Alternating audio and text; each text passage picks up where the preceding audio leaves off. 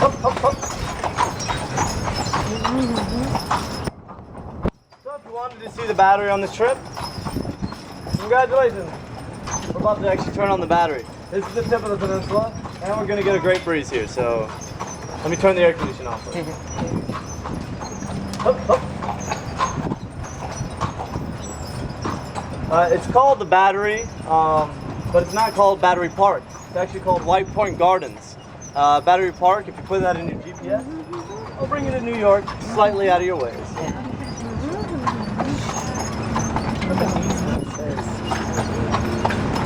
Yeah, the houses are only going to get bigger and nicer as we keep going. That's still true. A lot of this was all based off trying to impress your neighbors so you could marry off your daughters or your sons. On this house right here, you can see at the top, there's going to be that round building that's called a cupola. Same idea as the chimney. You would open up the windows there, hot air rises, it leaves, you sit by your windows downstairs, hopefully pulling in cool air. These houses were very large, and so it's hard to get air to flow through them, and that really helped.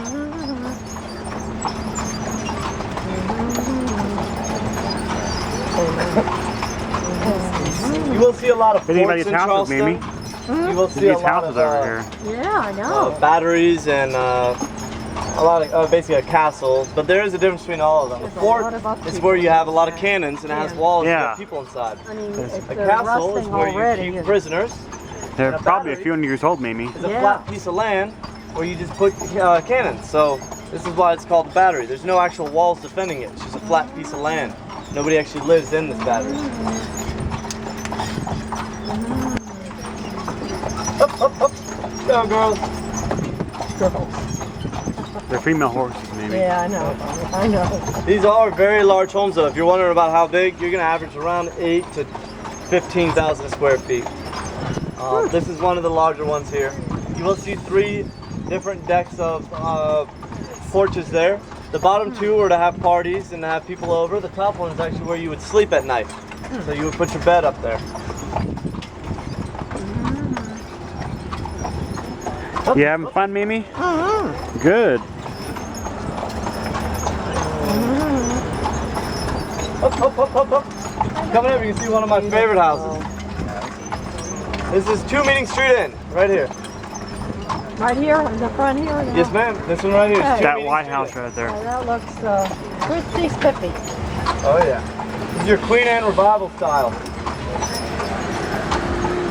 This was actually a gift from Mr. Williams to his daughter, Miss Williams, on her wedding night.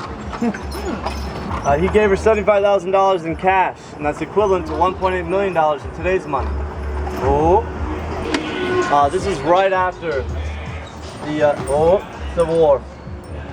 He said, "Build the house of your dreams," and she did. She said, "Thanks, that's a great gift." Yeah. And then some. Yeah, and then some. The groom's family, however, were wealthy jewelers from New York, and they didn't want to be outdone by a bunch of Southerners right after the Civil War. So they said, "Well, we'll do the newlyweds one better." So what they did is they sent them on a 27-month honeymoon to Europe to buy all the furniture for this house. 27 months? 27 months to Europe. Wow. To buy all the furniture for this house and ship it back on them. If you spend the night in here, because right now it's a bed and breakfast, you can still see a lot of that basically furniture. It's still in there. Wow. Now she's not spoiled or anything, as you can tell. That's it. The night to stay there. I see it all over the place. Sometimes $300-400, sometimes more, sometimes less. But I'd say average about that. Now, how many rooms does it hold? In this house? I'm not sure how many they have. It's been renovated a few times. It's because it's a bed and breakfast. I don't know how many rooms they have. More than enough, I'm sure. Yeah. Oh yeah. But she wanted something to remind her of Paris, her favorite city in Europe. And so what she did when she came back, she asked her father to build her a mini Arc de Triomphe on the top of her building. That's the building in Paris that you might see cars driving around it. And you can actually see it as we go around. It's that big thing. It might look like it's a chimney, but it's not. That's just the Arc de Triomphe. You see it in Paris. She just wanted it, so he said, okay. This house right here is your Adams style house. The Adams brothers were contracted to make a more feminine looking house right here. And so they did. They added a lot of circles in it.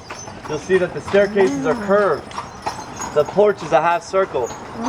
You have that cupola, which is also circle, and you have that in the gable, a little circle. So it's supposed to be for the wives. It looks amazing though. I'll take one. This house just went on the market for about $8.9 million about a month and a half ago. So I don't know if it's gone down or not. So they're asking a lot, I think. But it was just renovated, and it is very expensive to renovate houses. So remember Miss Williams right back there, 2 Meeting Street Inn? This is her father's house. This is This is Dad's home. This is your largest home in downtown Charleston. It's 24,000 square feet. So it is a big, big home. Who's seen Gone with the Wind? Yeah? Remember Rhett Butler? Yeah. Rhett Butler is actually based off a real person. That's this guy, Mr. Williams. He was a gun runner during the Civil War. He ran for the Confederate and the Union armies. He only accepted payment in gold or silver because he knew somebody was going to lose. So while everybody else is broke, he was building this right after the Civil War. You see the rope molding around the windows and the door? And every other fence post, he went a little overboard. That's to indicate he made his money through shipping. If you ever see that, you know the person was a shipper. He also put mercury there to show how fast the ships were. Currently, this house is owned by a gentleman, 2 dogs, and a cat. That's it.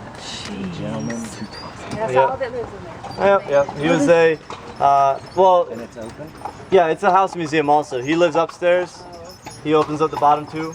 But at night, he lives in the whole thing. He was a international lawyer from DC, so if you want to make money, apparently that's the way to do it. Oh, probably your prettiest front door in Charleston as I go by, so take a look at that.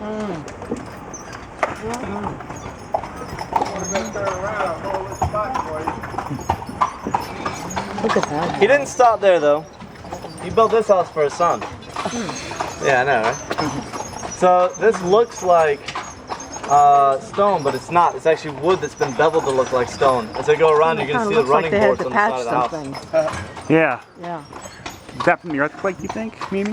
I don't know, honey. The cracks? Cracks, Yeah. yeah. Oh yeah. Okay. Why would you make The earthquake that happened in the 1800s? 75, 80-year rule about what they can do to the house if the house is older? Yeah. What is that? Yeah, anything older than 75 years of age in downtown Charleston, you can't destroy. Anytime you want to do anything to the outside of your house, you have to ask permission from the city of Charleston if it's historic. And you have to go through the Board of Architectural Review, which are basically, it's basically a, I agree with what they're doing, but these are some of the angriest ladies you'll ever meet because they are very, very hard to please on what you can do to the outside of your house. They're all old architects and historic preservation professors. And so you might say, well, I want to paint it this color. Black outfit and her black hat. If they don't agree with it, they won't let you do it. Yeah, her? Yeah. Yeah, she likes to wear black pretty things, interesting, Mimi. So the English like to build their houses very close to the street. That was the English style of architecture. The French, however, were the opposite. They like to build very far away from the street.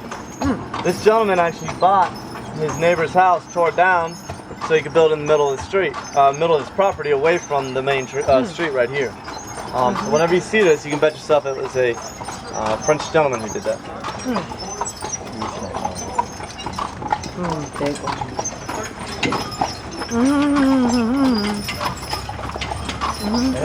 That's what y'all look like.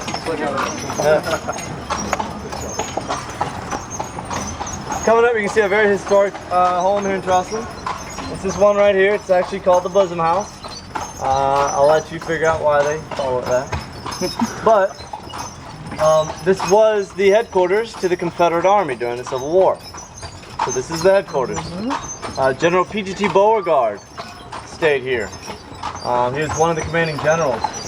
He was not allowed to stay at the hotel down the road with all the other officers. That's because he had kind of a bad reputation. His nickname was Pretty Good Time Beauregard.